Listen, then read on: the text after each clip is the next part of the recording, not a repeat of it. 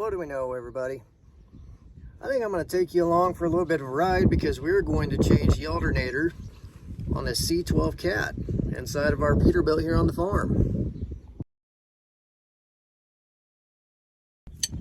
Okay, for starters, the first thing we're going to do is I got the battery shut off. I got a kill switch for the battery so I don't have to disconnect them. Next, I'm going to use my breaker bar to move the tensioner so I can get the belt off of this alternator. So you can see all we got to do is use this breaker bar. We'll release the tension off that belt. We'll be able to slip the belt right off. Well, you can see that we just took the belt off of the alternator. It is still on everything else. And you can see how it's going to run over that tensioner. Next step is I'm going to get all of these wires, however many there may be, off of the alternator. And then I'm going to start taking out the nuts. We'll get her off of there. All right, so this guy was a 3/8, and this guy is a 7/16. Got 3/8 loose. Now we can get 7/16 loose. Just like that. And you always want to remember where these wires went and how they were set up on here. So I took a picture of everything before I did this. That way I know for sure whenever I get this, in case I have to wait a couple of days. And now my next steps are I got to get all this loose and out of here. Take this bolt out of here, and you can adjust your tension on your belt a little bit with this because it'll slide in and out. And then we got our bolt down there that's got to come out. So I'm going to take the bottom one first, and then we'll work on this one up top.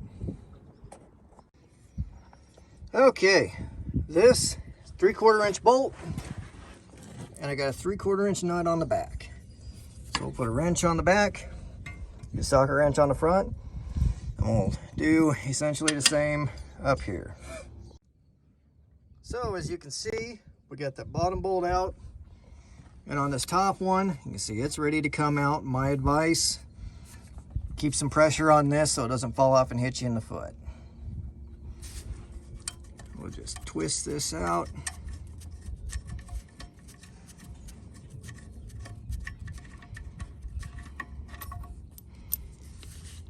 And just like that. This old boy should just rotate out of here. Just like that. So you can see, this is what we're working with. This goes on your top, and then you got that slips on the bottom. And it slips in there fairly tight. You can see, that's where that bottom goes. Big old bolt goes all the way through there. Now that's a good design because when you're taking this off, it wedges itself in there pretty good. It makes it easier to put it on. It works out pretty good.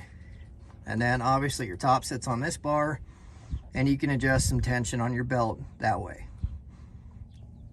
Nice easy deal. And now I got to take this in town, get it tested to make sure, and then see about getting one. So I don't know how long it's going to take to get one. I guess it really doesn't make a difference because we're not going to use this semi for a while, but it still needs to be done. But I'm going to get my tools put up. I'm going to get all the bolts and nuts and everything else put inside the cab so they don't get lost. I'm going to shut the hood. Then we'll go in and see if we can't find something. Hope for the best. Well, okay, guys, we got ourselves a new alternator. It is a little bit different than the old one, which I expected it to be. It's a more modern one compared to what we had. But it's going to bolt up the exact same. It's going to work the exact same. The only real big difference other than the size of it, because it's not as massive as the other one you guys saw. But it's got a better setup for hooking up your ground wire and your hot wire, your battery wire. So you can see the old one, they had the ground wire that was hooked to the top, and they had the hot wire, the battery wire hooked to the back. This one, you got your battery wire here, And you got your ground wire here. So that's going to work out better. That's why it's really good to pay attention to how you take those wires off and what they're going to. Mark them if you have to. So that way, if you have anything like this, then you know what wires got to go to where. So we remembered it. We're going to get everything hooked back up, bolted in. I got some new washers, some new lockers, and I got a couple of burrs in case I need them. I'm going to go ahead and oil those bolts up. And we're going to get this bad boy stuck in there. So let's see how this goes.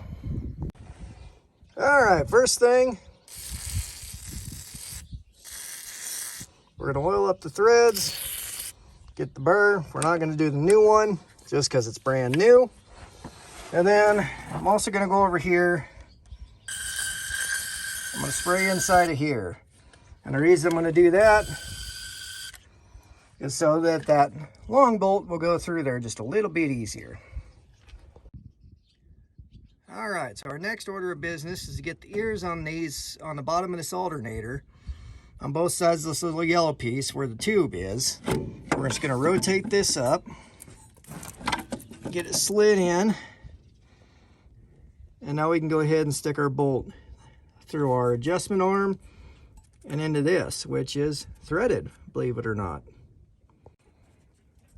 All right, now that we got this top bolt threaded through, I'm going to slip this bottom back over where it goes.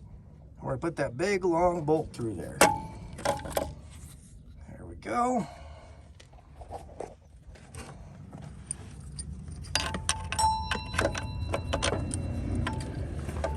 There we go.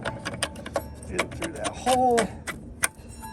And it comes out the other side. Now we'll put the washer, lock washer, and burr on it. Now we got the burr, lock washer, and washer on there. Next thing I'm going to do before I tighten it up is I'm going to look. This is made so you can adjust the tension on your belt. So you can slide your alternator whatever way and adjust your tension. Well, I'm going to put it back where the old mark was, which is all the way at the end, and I'm going to tighten it up there. And then if I have to adjust it later because of sound, vibration, whatever, I can do it. But good starting point is putting it back where it was.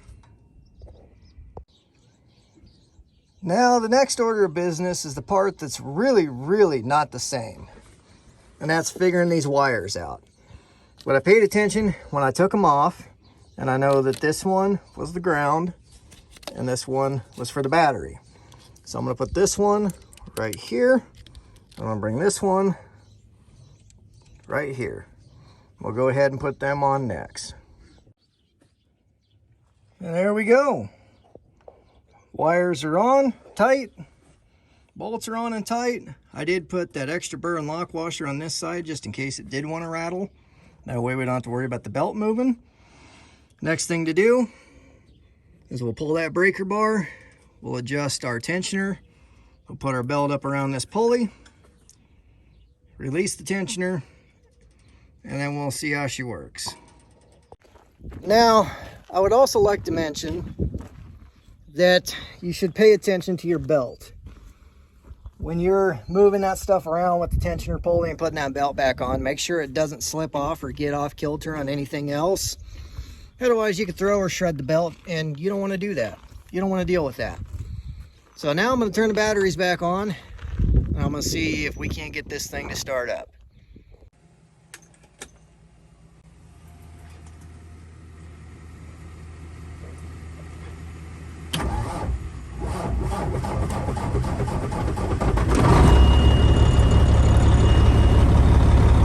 There we go. Battery gauge jumped right up to where it was supposed to be.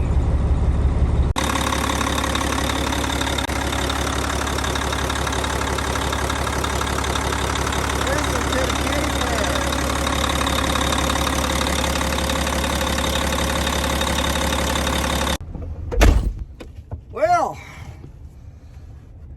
I think we're going to let the truck run for just a little bit longer, build some air, pop off, and then we'll come and shut her down, and we'll probably end up moving it to its place there in the back of the yard later on this week. But the alternator has been going out for a while, and it was just miserable there the last few times I used it hauling corn. So talked to Boss Man today and letting us do the alternator. Hopefully you guys enjoyed the video. Maybe you learned something, maybe you didn't. Maybe you want to laugh at something I did wrong. I don't know. But either way, we got it done. So I'm happy with that. Everything works. The batteries are charging. It's doing what it's supposed to do, so I'm happy. But at any rate, guys, I'm going to cut this off here. I'm going to go check cows and figure out what else I'm going to try to get done today. But like I say, guys, I enjoy making these videos. I enjoy when you guys watch them. As always, guys, thank you all for watching.